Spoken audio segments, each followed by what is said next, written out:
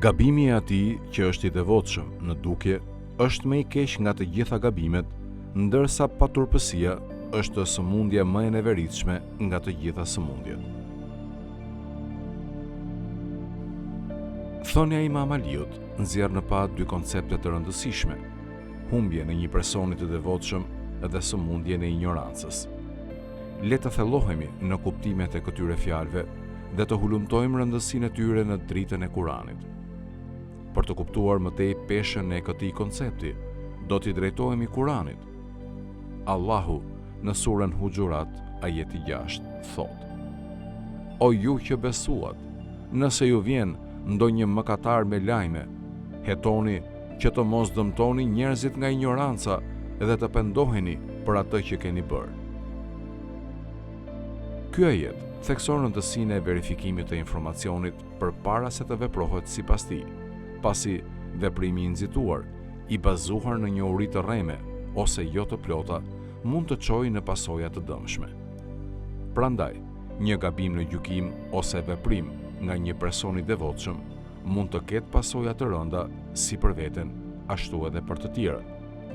Në Kur'an, Allahu na paralajmëron kundër sëmundjes së ignorancës.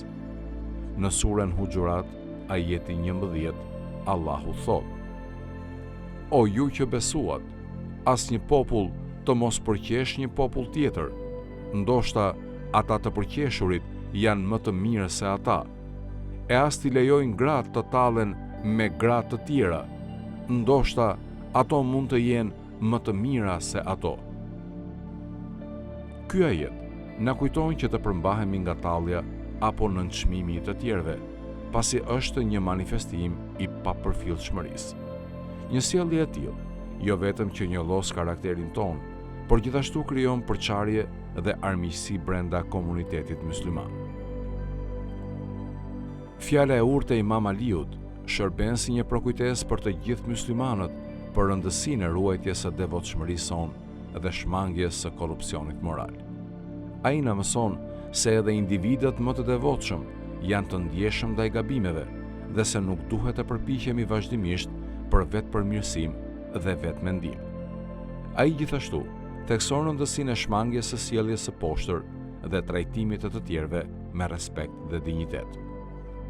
Duke menduar mbi këtë thënie, na kujtohet rëndësia e sinqeritetit në veprimet tona dhe nevoja për të vlerësuar vazhdimisht sjelljen tonë. Ne duhet të përpiqemi të jemi të kujdesshëm dhe të ndërgjegjshëm ndaj veprimeve tona, duke u siguruar që ato të përputhen me mësimet e Islamit. Për më tepër, ne duhet të ruhemi nga sëmundja e ignorancës, duke i trajtuar të tjerët me dashamirësi, ndjeshmëri dhe respekt. Allahu na udhëzoft të gjithëve në kërkimin ton të devotshmërisë dhe na ruajt nga gabimet dhe korrupsioni moral. Na dhën ta i urtësinë për të njohur të metat tona dhe forcën për t'i korrigjuar ato.